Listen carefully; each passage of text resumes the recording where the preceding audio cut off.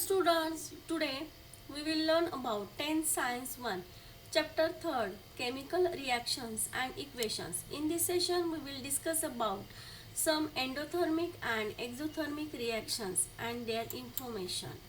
Okay, so what are mean by endothermic and exothermic process and reaction?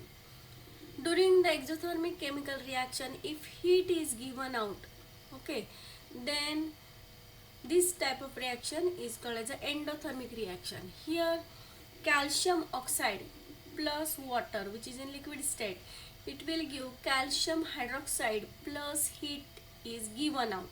So here in this process heat is given out, so this type of process is called as a exothermic process or exothermic reaction. Okay, so some more examples are this: burning of any paper, it gives out the heat. So this is one example of day-to-day life of exothermic chemical reaction. Okay, burning of wood, it will form a heat, that means heat is given out. So this is another example. Also burning of crackers, this is also one example of exothermic chemical reaction. Okay, so what is mean by endothermic reaction? This is exactly opposite to this exothermic reaction. Okay, so while during this endothermic chemical reaction, heat is absorbed from the surrounding. For example, here calcium carbonate in solid state is given. If it is heated, then it will give out the calcium oxide plus carbon dioxide gas is released. Okay, so here heat is absorbed in this process, heat is used in this process. So this type of process is called the endothermic chemical reaction. Some more examples of endothermic reactions are frying an egg. Okay, it will require heat, it absorbs heat, so this type of reaction is endothermic. Evaporation of water. Okay, so water evaporates and from water vapor, so this is also need heat, it absorbs heat, so this is also one endothermic chemical reaction. Also in this process, green plants with the help of the sunlight and carbon dioxide, it will form the food, okay, and gives out the oxygen. So this process is called photosynthesis. In this photosynthesis, green plants are using the sunlight, that means heat is absorbed in this process. So this process is also called as an endothermic chemical reaction. So these are two types of reactions, exothermic and endothermic. Okay, in exothermic heat is given out and in endothermic heat is absorbed from the surrounding. Now let's do one activity here, and some equations, some reactions are given and we have to identify whether these reactions are endothermic reactions or exothermic reactions. Okay, so first is HCl plus NaOH. Okay, this is called as a neutralization reaction. That means hydrochloric acid plus sodium hydroxide, they will react and form a salt. It is called as a NaCl, sodium chloride plus water plus heat. Okay, so heat is given out. So this type of reaction is called as an exothermic reaction. Okay, now in this second example here, KClO3, that means potassium chlorate. Okay, this is given in solid state. Okay, on heating this potassium chlorate, it decomposes and form potassium chloride plus oxygen. Okay, so here heat is required in this process, heat is absorbed. So this type of reaction is called as an endothermic reaction. Okay, now in third example, calcium oxide plus water, we have just seen this example, it will form calcium hydroxide plus heat. That means here heat is given out, so this type of reaction is called as an exothermic reaction. Now here calcium carbonate, when it is heated, okay, it will decompose to form calcium oxide plus carbon dioxide gas is released. Okay, so in this process heat is absorbed, heat is used. Okay, this limestone on heating this decompose and to form calcium oxide plus carbon dioxide. So this type of process is called as an endothermic reaction.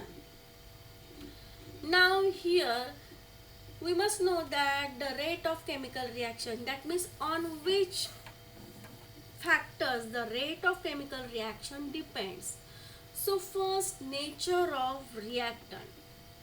For example, here aluminium is more reactive than zinc. Okay, so the rate of reaction of aluminium with HCl is higher than that of zinc.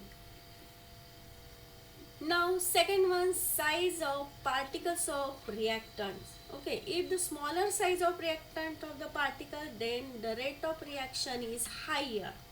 For example, if we take the in one we can take the pieces of shahabad tile, calcium carbonate for example, and we will take the powder of calcium carbonate, and if it will react with the HCl, then HCl plus calcium carbonate, it will form calcium chloride, CaCl2 plus water plus carbon dioxide gas is released. Now if we take the pieces of this calcium carbonate, the process of reaction is slow, but if we take the powder, then the rate of reaction increases. That means as the size of the particles of the reactants are smaller, then higher is the rate of reaction. Now third factor is concentration of reactants. Here if we take dilute HCl, okay, and in another we will take concentrated HCl, and it will react with the calcium carbonate. Again this is this reaction, calcium carbonate plus HCl. Here we have to take first in dilute HCl, and in second reaction we will take, this is a concentrated HCl, and in these both cases the reaction is same, CO2 gas is released. But if this HCl is concentrated, then the rate of reaction is faster than the dilute acid. Okay, so if concentration of reactants is more, then the rate of reaction is also higher. Also temperature of reaction, the rate of reaction increases on increasing the temperature.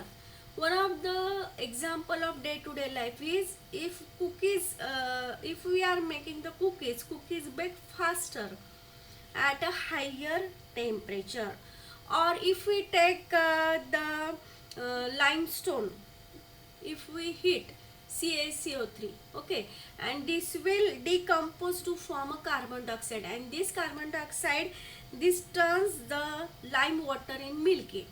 That means here we are using the heat, we are increasing the temperature of this reaction. Okay, so this reaction will the rate of reaction is higher, because on the other hand, if the lime water does not turn milky before heating this calcium carbonate, that means in this process if we heat the calcium carbonate, then the rate of reaction is faster and the lime water turns milky.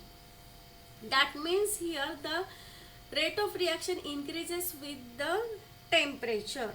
Okay, because when the temperature increases, the molecular energy level also increases. So as the temperature of the reaction increases, the rate of reaction also increases. Now catalyst. Catalyst means here one example, the decomposition of hydrogen peroxide H2O2 in it will get decomposed into water H2O plus oxygen at room temperature. Now here we are using manganese dioxide as a catalyst. Catalyst, that means it will use to make the rate of reaction faster. Okay, because the catalyst means the substance in whose presence the rate of chemical reaction changes without causing any chemical change on it. Okay, that means it is not taking part in chemical reaction. It with the presence of this, the rate of chemical reaction changes. Okay, so this is called as a catalyst, and here manganese dioxide is used as a catalyst. So the same reaction occurs but at a faster rate if we are using the catalyst as manganese dioxide. Okay, so this rate of reaction is also depends on a catalyst. Okay.